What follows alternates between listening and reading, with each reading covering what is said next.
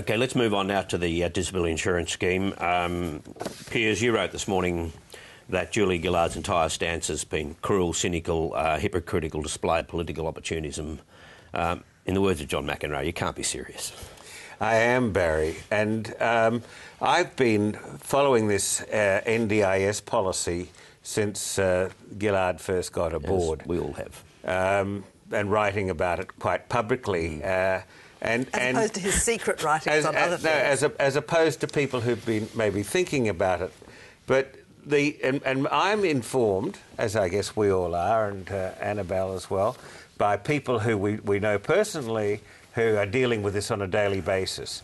And they tell me that they've been through this extraordinary roller coaster. When this NDIS was first announced, and you recall the Productivity Commission report, Chapter 14 of that report specifically goes to the funding of the NDIS, and it makes the remark... I don't know whether they're so offended about how it's funded. They just want a scheme, and now they've got one. But no, they don't have one. Well, what are the trials for a scheme?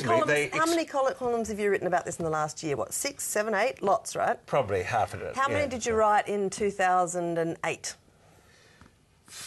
I can't recall what I wrote 4 years ago about the NDIS. Disability has only been on the federal political radar in the last few years. Right. It is now a cause for politicking, which is what you decry in your column today. And fair enough, no one likes to be a political football. But I tell you what, it's better than not being on the ground at all, which was the case a few years back. What I wanted to address is the point. What I wanted to address is the point that Barry just raised, Annabelle.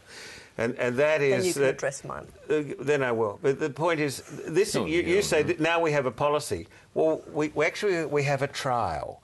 And we don't have the funding. Undoubtedly lead to a scheme. Undoubtedly? Undoubtedly lead to a scheme. So we'll go through yet another wrangle about all of the premiers say they like the scheme, they want it to happen. The only argument was overfunding. And if they went ahead without a trial, you'd be at the head of the pack saying, hasty decision-making. So why go back now and continue to argue about funding when we finally have a breakthrough? Because the parents who've written to me in the last 48 hours have said, we're back to where we were. We have the announcement of a policy plus a trial, but there is no certainty. There is not that... you can count on it. When all of the premiers have signed up, you can count on it. Well, you tell your viewers with the carers, the disabled children, that they can count on it, because I don't think you can count on anything that this government says when it comes to about policy. Jared, your position on this? Well, I think Bill Shorten did very well. I agree with Annabelle getting this up on the agenda a few years ago. Yeah.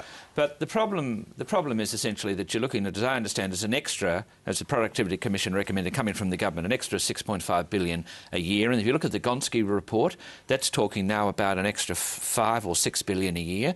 These are really big figures. And the government's forever saying to the opposition, where's the money coming from? This is a legitimate question again. These are very big expenditures for a government that's struggling to get the budget into surplus. So I think it's great that it's up and running. Absolutely. I think eventually we'll get there, but someone's got to be able to deliver the money, and there's been a lot of waste of money over the last 2 or 3 years. And the chances are Tony Abbott, and he has said the federal government should pay for this, the chances are he's the one who will have to find the money. Now, on Thursday, of course, there was a deadlock. On Friday, a breakthrough. And if you're sort of wondering what happened between Thursday and Friday, this might give you a bit of a hint. This is when Ted Baillieu went on radio with John Fain on Friday morning. I'll read you some text messages if you like. You're being hammered here. Pathetic response, playing with disabled people, listen to Ted trying to squirm his way out, this is awful. Liberal Premier's trying to make the PM look like she can't run a program, boring, tedious and predictable, pathetic response to disability insurance, penny pinching. I'm just reading out in order that they're coming, text messages. You're absolutely being blamed here. My obligation is to get this right. So that was Thursday morning. Then Friday was the premiers, the two big premiers said they were in after all. Now, that was an example of the community reaction, the immediate reaction to the position the premiers had adopted the day before. Right. Well, all that is true, but what I have a concern about is there's going to be a lot of disappointment, because this is a trial for about 10,000 people. We're dealing with something like 400,000 people who would normally qualify under this kind of scheme. This is a very small proportion. I think there's a lot of excitement among families, for obvious reasons, who are very impressed about this decision. It's going to disappoint them. As long as they know that it could be 4 years away before it applies right across the board. It's less disappointing than being absolutely nowhere. And I mean, the great thing that's happened in the last few years, and wherever you stand on the politicking and state premiers and federal governments and so on, or even the political reasons that the Gillard government has for accelerating this scheme, the point is that disability is now a live, top-order federal political issue, which it wasn't 5 years ago. And I think that, you know, some hope and some activity and being actually at the centre of people's minds rather than being utterly forgotten, which was the case 5 years ago. And if you have to prioritise that or an increase in education spending, I'd go for the disability spending. But someone's got to prioritise. Sure, that's true. But I mean, look, one of the, I think, upshots of this couple of days of crossfire that we had between the premiers and the Prime Minister was that this issue was debated at length. I think it gave the Prime Minister an opportunity to talk with passion publicly about something that people actually care about, rather than constantly putting out internal party spot fires and other things that drive people crazy. I also was pretty surprised in the last couple of days, well, before Friday, to see all these commentators carrying on about what a grotesque political misjudgment it was for the Prime Minister not to accept this offer of a support for a national levy. Just before you go on to that, can you pick up on that point after we listen to Campbell Newman? This is how he explained that he put the proposition. Here he is.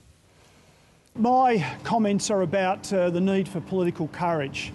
The Prime Minister was offered what I described on the night as an Obama moment in terms of the healthcare breakthrough that he achieved. The Prime Minister on Tuesday night had the opportunity to deliver a scheme, a national scheme for all people with disabilities in this nation, and basically said no. And it was my understanding she was saying no because she was afraid of what perhaps Tony Abbott might say. Annabelle. Well, I just think there's a bit of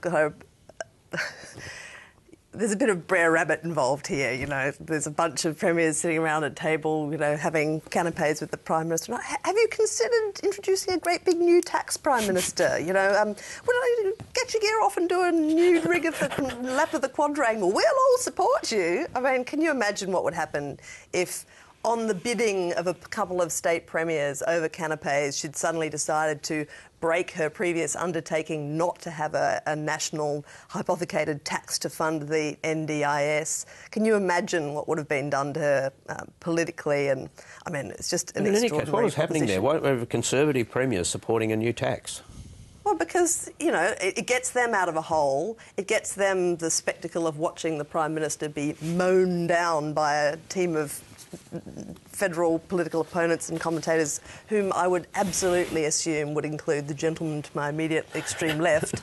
You know, I mean, it was just a bizarre... But in fairness to Campbell Newman, the Queensland's credit rating was downgraded under the previous government. I mean, Campbell Newman's got a big problem with his budget. He just can't go throwing millions or billions around. He just can't do it. We just gave them a bunch of billions. So, I mean, I think Australia's, you know, looking after Queensland in a reasonably fraternal way, right?